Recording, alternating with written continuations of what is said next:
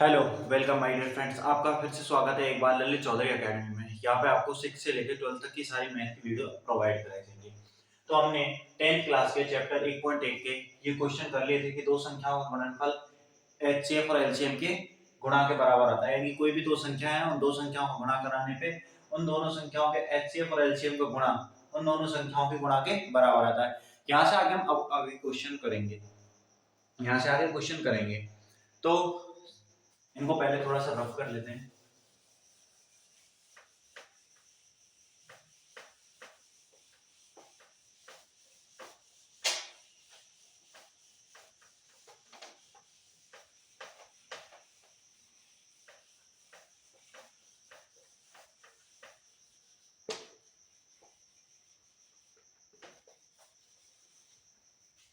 अब तक हमने पढ़ लिया था कि कोई भी दो संख्याएं हैं, उन दो संख्याओं का यदि हम क्या कराते हैं, गुणा कराते हैं, उन दो संख्याओं को गुणा कराते हैं, तो उन दोनों संख्याओं का गुणा जो है उनके उन संख्याओं के एचसीएफ और एलसीएम के गुणा के बराबर आता है। उन संख्याओं के एचसीएफ और एलसीएम के गुणा के बराबर आता है।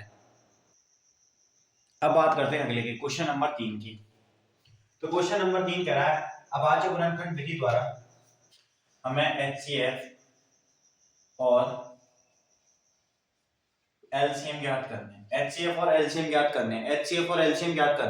किन किन के ज्ञात करने हैं? वो हमें संख्याएं देगा और कौन सी विधि द्वारा? अभाज्य गुणनखंड विधि द्वारा। अभाज्य गुणनखंड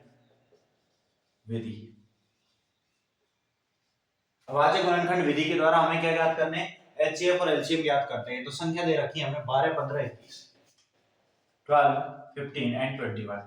ये तीन संख्या दे रखी हैं और इन संख्याओं का हमसे कह रहा है कि एचसीएफ और एलसीएम ज्ञात करना है। कौन सी विधि से? अभाज्य गुणनखंड विधि द्वारा। अभाज्य गुणनखंड विधि द्वारा कैसे निकालेंगे? 12 है तो 12 को कैसे लिख सकते हैं? 2 गुणा 2 गुणा 3। अभाज्य गुणनखंड तो आप निकाल ही सकते हैं, अभाज्य गुणनखंड निकालने में किसी को दिक्कत ही नहीं है। 15 है, 15 को क्या लिख सकते हैं? 3 गुणा 5।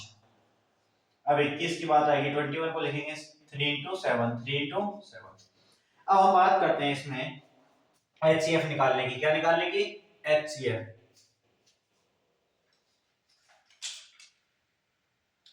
एचसीएफ निकालने की बात करते हैं। किसकी निकालने की बात करते हैं? एचसीएफ की। एचसीएफ निकालने की बात करते हैं। तो एचसीएफ क्या निकल के आएगा? इनमें जो कॉमन होगा, यहाँ पे देखिए 2 है, 2 है, 2 और कोई नहीं है। यहाँ पे 3 है, बिल्कुल है। यहाँ पे 3 है, यहाँ पे 3 है। इनमें से क्या कॉमन आया? 3 कॉमन आया। तो एचसीएफ कितना आएगा इसका? 3। एचसीएफ कितना निकल के आएगा? 3। अब बात करें हम एलसीएम की, तो एलसीएम कितना निकल के आएगा? एलसीएम देखिए 3 रहेंगे, 3 गुणा यहाँ पे 2 और 2, तो 2 गुणा 2 गुणा यहाँ पे कितना बच रहा है? 5 बच रहा है। और यहाँ पे कितना बच रहा है? 7 बच रहा है। इसका गुणा कराएंगे, 5 गुणा 2 कराएंगे 10 आएगा, और 3 गुणा 2 7 की 42 यानी 420। 420 क्या आएगा इसका? एलसीएम। एचसीएफ कितना आएगा? 3। 420 क्या आएगा? एलसीएम। तो 12, 15, 12, 15 और 21 का हमने अभाज्य गुणनखंड विधि द्वारा क्या निकाला? एचसीएफ और एलसीएम। एचसीएफ और एलसीएम। अब हम आगे बात करते हैं। आगे संख्या दे रखी है हमें 17, 23, 29। 17 दे रखी है, एक दे रखी है, 23 दे रखी है, 29 दे रखी है। अब तीनों के तीनों कैसी हैं? 17, 23, 29 तीनों के तीनों अभाज्य संख्या है। अभाज्य संख्या है जिनका एचसीएफ जो भी निकलेगा, तो एचसीएफ निकलेगा वो कितना निकलेगा? 1 निकलेगा। और अब बात करें हम एलसीएम की, तो एलसीएम कितना निकलेगा? 17 गुणा 23 गुणा 29। ये क्या निकलेगा? इनका एलसीएम। एचसीएफ कितना निकलेगा इन सबका? अगर इन सबके एचसीएफ की बात करें तो इन सबका एचसीएफ 1 निकलेगा। क्यों निकलेगा 1? क्योंकि सभी की सभी कैसी संख्या है? अभाज्य संख्या। सभी की सभी कैसी हैं? अभाज्य संख्या। और जब सबकी सब अभाज्य संख्या हो तो अभाज्य संख्या का एलसीएम एचसीएफ कितना आएगा? 1। और एलसीएम निकालने के लिए क्या करना पड़ेगा? हमें उन संख्याओं का आपस में गुणा कराना पड़ेगा। संख्याओं को क्या कराना पड़ेगा? आपस में गुणा कराना पड़ेगा। अब है 8, 9 और 25। ये था पहला, ये दूसरा। अब तीसरे पे बात करते हैं। वो संख्या दे रखी है 8 दे रखी है, 9 दे रखी है, 25 दे रखी है। कौन कौन सी? 8, 9 और 25। अब इनका हम एचसीएफ निकालते हैं। तो एचसीएफ निकालने के लिए देखिए 8 को कितना लिख सकते हैं हम? यहां से इस एलसीएम को यहां पे कर देते हैं, ये हो गया। एलसीएम कितना निकल के आ रहे हैं? 420। अब बात करते हैं 8 को क्या लिख सकता हूं मैं? 2 गुणा 2 गुणा 2। 8 के अभाज्य गुणनखंड तो ये हो गए। 8 के जब अभाज्य गुणनखंड निकालेंगे तो 2 गुणा 2 गुणा 2 के रूप में आ जाएंगे। उसके बाद 9 के अभाज्य गुणनखंड निकालेंगे। 9 को लिखेंगे हम 3 गुणा 3। 9 को क्या लिखेंगे 3 गुणा 3। अब बात करते हैं 25 की। तो 25 को कितना लिखेंगे 5 गुणा 5। 25 को क्या लिखेंगे 5 गुणा 5। अब मैं इनका एचसीएफ निकालता हूं। क्या निकालता हूं इनका एचसीएफ। तो एचसीएफ कितना निकल गया मुझे बताइए। यहाँ पे दे रखा है 2 गुणा 2 गुणा 2, यहाँ पे 3 गुणा 3, यहाँ पे 5 गुणा 5। इनमें कुछ भी कॉमन आ रहा है नहीं आ रहा। तो एचसीएफ कितना निकल के आएगा 1। अब बात करें हम एलसीएम की। किसकी बात करें एलसीएम की। एलसीएम के लिए यहाँ पे निकालते हैं। बात करेंगे हम एलसीएम की। एलसीएम कितना निकल के आएगा 2 गुणा 2 गुणा 2, तीनों तो आएंगे और इसको क्या लिख सकता हूं मैं 8 इंटू, यहाँ पे 3 इंटू 3, इसको क्या लिख सकते हैं हम 9 लिख सकते हैं 9 इंटू, ये है 25 को 25। तो 25 को गुणा 8 से करेंगे, 2 से गुणा 9 करेंगे 1800। तो 1800 ये कितना निकल के आएगा एलसीएम। और एचसीएफ कितना आएगा 1 आएगा। और वैसे भी देख सकते हैं यहाँ पे कि 8 9 और 25 इसमें क्या है कुछ भी कॉमन आ रहा है नहीं आ रहा, कॉमन नहीं आ रहा। एचसीएफ 1 है, एचसीएफ 1 है, तो एलसीएम जो है इन संख्याओं को गुणा होगा। तो हमसे कहा था कि अभाज्य गुणनखंड विधि द्वारा एचसीएफ और एलसीएम ज्ञात करने हैं। तो हमने सबसे पहले क्या ज्ञात किया 12 का 15 का और 21 का पहले इनका किया। तो 12 को अभाज्य गुणनखंड के रूप में लिखा, फिर 15 को लिखा और फिर लिखा 21 को। उसके बाद एचसीएफ निकाला जो इन सभी में कॉमन था। अब फिर बात करते हैं दूसरे 17 23 29 दे रखी है 17 23 29। एचसीएफ निकालेंगे, एचसीएफ 1 आएगा, एलसीएम जो आएगा वो आएगा 17 * 23 * 29। अब बात करें हम तीसरी संख्या जो दे रखी है वो दे रखी है हमें 8 9 25 8 9 25। इसमें क्या करेंगे 8 को लिखेंगे 2 * 2 * 2, 9 को इस तरीके से 25 को इस तरीके से। एलसीएम कितना निकल के आएगा 1800 और एचसीएफ कितना निकल के आएगा 1, क्योंकि कुछ भी इनमें कॉमन नहीं है। तो ये था अभाज्य गुणनखंड विधि द्वारा एचसीएफ और एलसीएम निकालना, एचसीएफ और एलसीएम निकालना।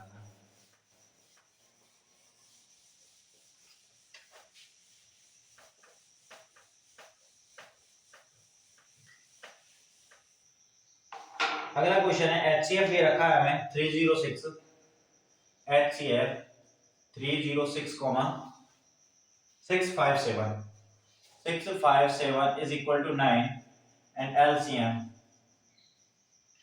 क्या है यानी कि हमें दे रखा है एचसीएफ दे रखा है 306 और 657 का 9 है। एचसीएफ कितना है 9, एलसीएम पूछा है। अब हम जानते हैं कोई भी दो संख्याएं दे रखी हो तो a गुना b बराबर होगा एलसीएम इंटू एचसीएफ के, एलसीएम इंटू एचसीएफ के, इसके बराबर रहता है ना इस तरीके से। अब यहाँ पे कहेंगे दो संख्या हमें तो दी नहीं रखी कि दो संख्या ये, तो दो संख्या दे तो रखी है 306 और 657, तो इनको ही लेंगे। तो किस तरीके से लेंगे, तो यहाँ पे a गुणा b बराबर एलसीएम गुणा एचसीएफ है। यदि मुझे एलसीएम निकालना है यहाँ से तो क्या करूंगा मैं a गुणा b अपॉन में एचसीएफ भेजेंगे, यहाँ से लिखेंगे LCM is equal to a गुणा b, a का मान 306 गुणा b 657 divided by HCF, HCF का मान कितना आ जाएगा 9 डिवाइडेड बाय 9। अब हमें क्या करना है 9 से भाग देना है। 9 से कोई भी संख्या में जैसे यहाँ पे दिया तो 9 दिया 27 बच गए कितने 3 और 9 चौके 36। तो एलसीएम जो निकल के आएगा वो निकल के आएगा 34 गुणा 657। ये क्या निकल के आएगा इसका एलसीएम, ये क्या निकल के आएगा इसका एलसीएम। और जो निकल के आएगा 22338, ये क्या आ गया इसका एलसीएम, क्या आ गया इसका एलसीएम आ गया। तो कुछ नहीं करना, हमें एचसीएफ दे रखा है, दो संख्याओं का एचसीएफ दे रखा है, तो हमें पता है a गुणा b बराबर एलसीएम गुणा एचसीएफ होता है। यहाँ से एलसीएम निकालना है तो एचसीएफ का भाग देंगे, तो दो संख्याओं गुणा अपॉन में एलसीएम का भाग, एचसीएफ का भाग दिया एलसीएम आ गया। और एलसीएम कितना है 22338। ये हमारे पास क्वेश्चन नंबर 4 था। ये क्वेश्चन नंबर कितना था 4 था, क्वेश्चन नंबर 4। अब आगे बात करते हैं क्वेश्चन नंबर 5।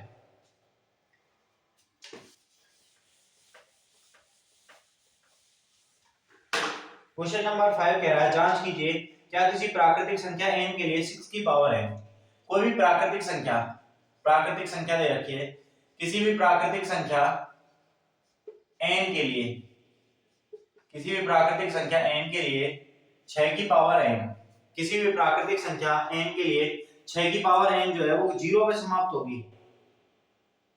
ये हमसे क्वेश्चन किया है क्या किसी प्राकृतिक संख्या के लिए, क्या किसी प्राकृतिक संख्या n के लिए, किसी प्राकृतिक संख्या n के लिए 6 की पावर n, 6 की पावर n जो है वो 0 पे समाप्त होगी।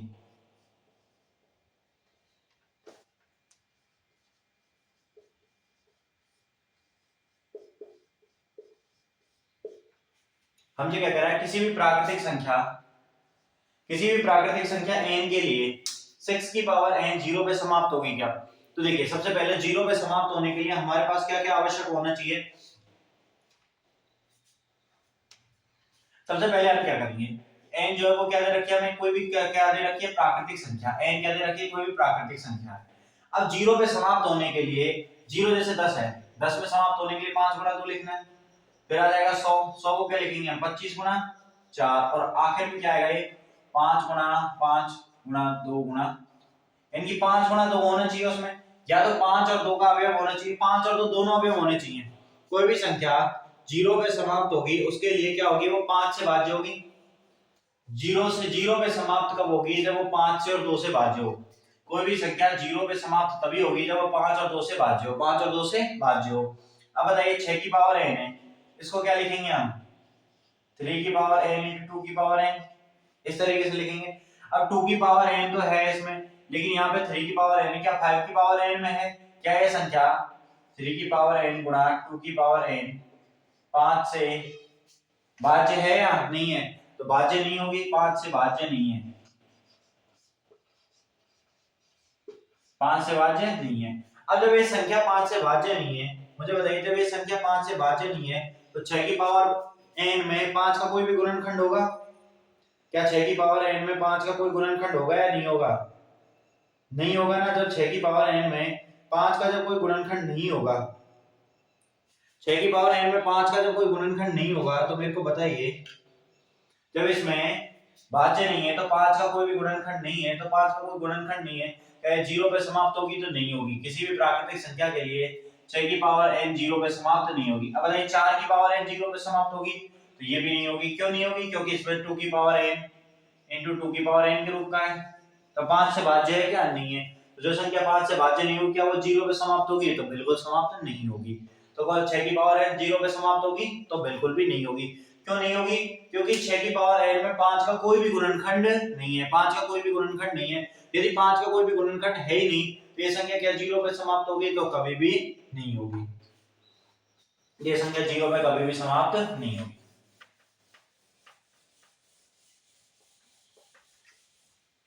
अब है अगला क्वेश्चन नंबर 6। क्वेश्चन नंबर कौन सा है? 6। हमें दे रखा है 7 गुणा 11 गुणा 13, 7 गुणा 11 गुणा 13 प्लस में 13, और दूसरी संख्या दे रखी है 7 गुणा 6 गुणा 5 गुणा 4 गुणा 3 गुणा 2 into 1 प्लस में 5, इस तरीके से दे रखी है। अब हमसे कह रहा है व्याख्या कीजिए कि ये संख्या भाज्य क्यों है। ये संख्या यदि भाज्य है तो क्यों है? और भाज्य संख्या की परिभाषा मैंने आपको बताया था कि कोई भी दो संख्याएं, या भाज्य संख्या की परिभाषा में बताया था कोई भी संख्या भाज्य कब होगी, जब उसमें एक स्वयं और उसके अलावा कोई और गुणनखंड विद्यमान हो। एक और स्वयं के अलावा कोई और भी गुणनखंड विद्यमान हो तो वह संख्या कैसी संख्या कहलाएगी? भाज्य संख्या कहलाएगी। तो बताइए यहाँ पे 7 गुणा 11 गुणा 13, एक तो ये भाग हो गया, एक ये संख्या हो गई, प्लस में 13 है, तो 13 मैंने कॉमन ले लिया, तो यहाँ पे कितना बचा? 7 गुणा 11 प्लस यहाँ से 13 जाने पे 1 बचा, इसको लिखेंगे हम 13 गुणा 7 गुणा 11 कितना हो गया?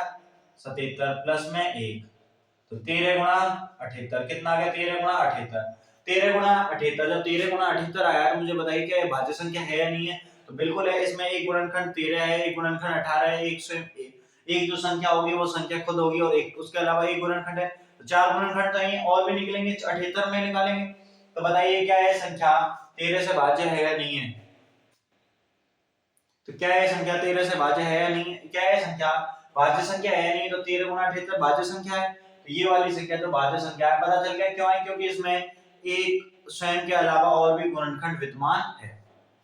अब ऐसे यहाँ पे आ जाइए, तो यहाँ पे प्लस में 5 और ये पूरी वाली संख्या है, इसमें से मैं 5 कॉमन ले लेता हूँ। इसमें से क्या कॉमन ले लिया मैंने? 5। जैसे ही 5 कॉमन लिया, यहाँ पे क्या बचा? 7 गुणा 6 और 4 गुणा 3 गुणा 2, तो 7 गुणा 6 गुणा 4 गुणा 3 गुणा 2, प्लस में यहाँ पे कितना बचेगा? 1। अब देखिए 5 कॉमन लिया है मैंने, यहाँ पे 5 कॉमन लिया है, तो 5 की गुणा में है, 5 के गुणा में है कोई संख्या, 5 की गुणा में कोई संख्या है, तो ये भी भाज्य होगी। क्यों होगी? क्योंकि इसका एक गुणनखंड तो 5 है, ये संख्या भाज्य संख्या होगी। क्यों? क्योंकि इसका एक गुणनखंड तो 5 है, 5 के अलावा ये वाली जो संख्या दे रखी है ये भी इसका एक गुणनखंड है, ये भी क्या है? इसका एक गुणनखंड है। और यहाँ पे 7 गुणा 11 गुणा 13 प्लस 13 की संख्या होगी, भाज्य संख्या होगी। क्यों? क्योंकि इसका एक गुणनखंड 13 है, एक 78 है, और एक 1 है, और उसके अलावा स्वयं भी है। तो इस तरीके से यहाँ पे ये भी भाज्य संख्या होगी। तो बिल्कुल भाज्य संख्या होगी। क्यों होगी? क्योंकि इसका एक से अधिक गुणनखंड विद्यमान है। एक और स्वयं के अलावा और भी गुणनखंड है, वो कौन सा? 5। ये हो गया यहाँ पे क्वेश्चन नंबर 6। क्वेश्चन नंबर 6 के बाद क्वेश्चन नंबर 7 वो कह रहा है कि एक खेल के मैदान के चारों ओर एक वृत्ताकार पथ है। यानी कि एक खेल का मैदान है, इसके चारों ओर क्या है? एक वृत्ताकार पथ है। कैसा पथ है? एक वृत्ताकार पथ है। इस मैदान का चक्कर लगाने में सोनिया को 18 मिनट लगते हैं। ये क्या है? एक मैदान है और इस मैदान में एक सोनिया नाम की लड़की है। किस नाम की लड़की है? सोनिया नाम की। तो इसमें एक सोनिया नाम की लड़की है, ठीक है, ये सब होते हैं। ये यहाँ से सोनिया नाम की लड़की है। ये जब यहाँ से स्टार्ट करके वापस पूरा एक चक्कर घूम के इस तरीके से पूरा एक चक्कर लगा के वापस यहाँ आती है, तो इसको लग जाते हैं 18 मिनट। कितने मिनट लग जाते हैं? 18 मिनट। उसके बाद वो कह रहा है इसी मैदान का एक चक्कर लगाने में रवि को 12 मिनट लगते हैं और वे दोनों एक ही स्थान से और एक ही समय प्रारंभ करते हैं। सोनिया भी यहीं से स्टार्ट कर रही है और यही के बाद रवि ने भी यहीं से स्टार्ट किया। सोनिया ने भी यहीं से स्टार्ट किया इसी बिंदु से, और रवि ने भी क्या किया? इसी बिंदु से स्टार्ट किया। इसको 18 मिनट लगे और रवि जो गया है, रवि गया, इसको 12 मिनट ही लगे। रवि को कितने मिनट लगे? 12 मिनट। देखिए दोबारा समझिए,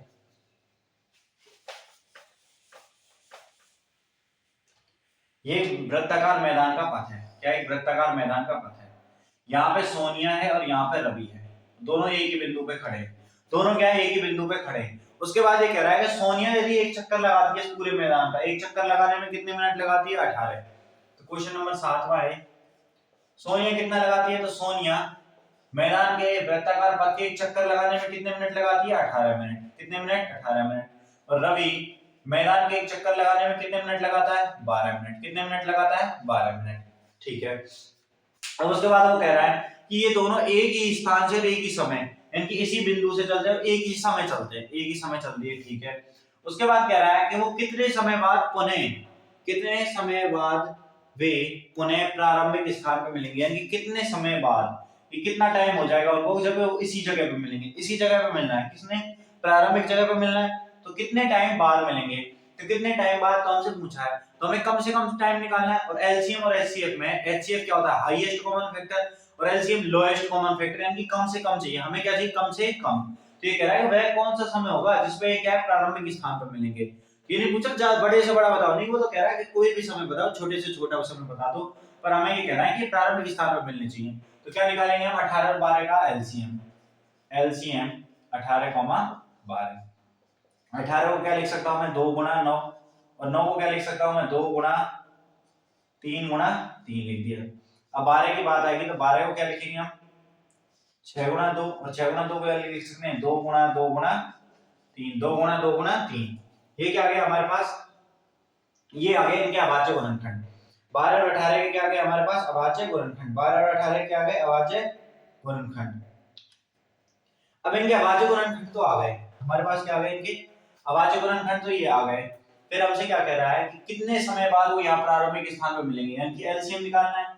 एलसीएम निकालने के लिए यहाँ देखिए 2 है, यहाँ पे भी 2 है, तो 2 कॉमन आ गया, 2 कॉमन। एलसीएम निकालना है। क्या निकालना है? एलसीएम। उसके बाद यहाँ पे 3 है, यहाँ पे भी 3 है, तो 3 आ गया कॉमन। अब यहाँ पे 3 है और यहाँ पे 2 है, तो 3 गुणा 2 बचा। तो यहाँ पे 2 गुणा 3 6, और यहाँ पे 2 गुणा 3 6, 6 गुणा 6 करेंगे तो कितना आएगा? 36 मिनट। यानी कि 36 मिनट बाद, 36 मिनट बाद वो दोनों इसी प्रारंभिक स्थान पे मिलेंगे। इसी प्रारंभिक स्थान पे कितने मिनट बाद मिलेंगे? वो 36 मिनट बाद। कितने मिनट बाद? 36 मिनट बाद वे पुनः इसी प्रारंभिक स्थान पे मिलेंगे। तो हमसे कह रहा था कि सोनिया को 18 मिनट लगते हैं, रवि को 12 मिनट लगाते हैं इस पूरे चक्कर में लगाने में। अब सोनिया जो है, ये यहाँ पे सोनिया है ना, इसको 18 मिनट लग गए और रवि को लग गए 12 मिनट। अब वो कह रहा है कि हम एक ही स्थान से और एक ही समय शुरू करते हैं। तो उसके बाद ये चलती सोनिया चलती, सोनिया को कितने मिनट लगे? 18। रवि को कितने लग गए? 12। तो रवि 12 मिनट में आ गया जब सोनिया यहाँ थी। फिर रवि दूसरा चक्कर लगा के 12 मिनट में आ गया जब सोनिया यहाँ कहीं पहुंच गई। जब रवि तीसरा चक्कर लगा के आया तो सोनिया भी यहीं मिली, यानी कि तीसरे चक्कर में 36 पे जाके यहाँ पे मिला। तो इस तरीके से हमें क्या करना है? क्वेश्चन करना है। इसमें क्या निकालना है? एलसीएम निकालना है। क्या निकालना है? एलसीएम निकालना है। तो आज यहाँ पे आपकी एक पॉइंट खत्म होती है। 7 क्वेश्चन जो है वो कंप्लीट होते हैं। तो आपको वीडियो बहुत अच्छी लगी होगी तो वीडियो को लाइक करें, हमारे चैनल को सब्सक्राइब करें और अपने दोस्तों के साथ शेयर करें। यहाँ पे आपको एक बार फिर से बता दें, ललित चौधरी एकेडमी पे आपको 6 से लेके 12th तक की मैथ की सारी वीडियो मिलेंगी, हिंदी और इंग्लिश दोनों मीडियम में मिलेंगी। अभी यहाँ पे क्या है 10th क्लास की वीडियो अपलोड करी जा रही है, तो आप उन्हें देखिए, अपने दोस्तों के साथ शेयर कीजिए, आपके छोटे भाई बहन है उनको भी बताइए और उनको भी वीडियो दिखाइए हमारी। यहाँ पे क्या है, जो अब तक मैंने आपको 7 क्वेश्चन कराए, इनमें से आपके 2 नंबर बिल्कुल कंफर्म हो चुके हैं। 10वीं क्लास के लिए 2 नंबर आप यहाँ से क्या कर लीजिए, बुक मार्क कर लीजिए। इन 7 में से एक क्वेश्चन 100% मिलेगा। इन 7 में से क्या मिलेगा, 100% आपके 2 नंबर श्योर हो गए, 2 नंबर क्या हो गए, पक्के हो गए। तो आगे हम जो करेंगे वो होगी 1.2, उसमें हम अपरिमेय संख्या पढ़ेंगे। क्या पढ़ेंगे, 1.2। 1.2 कौन सी संख्या, अपरिमेय संख्या। अपरिमेय संख्या क्या होती है, जिन्हें p बटे q के रूप में नहीं लिखा जा सकता। तो अब तक हमने √2, √3, √5 अपरिमेय संख्या मान ली थी, बता दी थी उदाहरण में। लेकिन कैसे होती है, क्या होती है, वो यहाँ पे हम क्या करेंगे, सिद्ध करेंगे। तो वीडियो को लाइक कीजिए, हमारे चैनल ललित चौधरी एकेडमी को सब्सक्राइब कीजिए। धन्यवाद।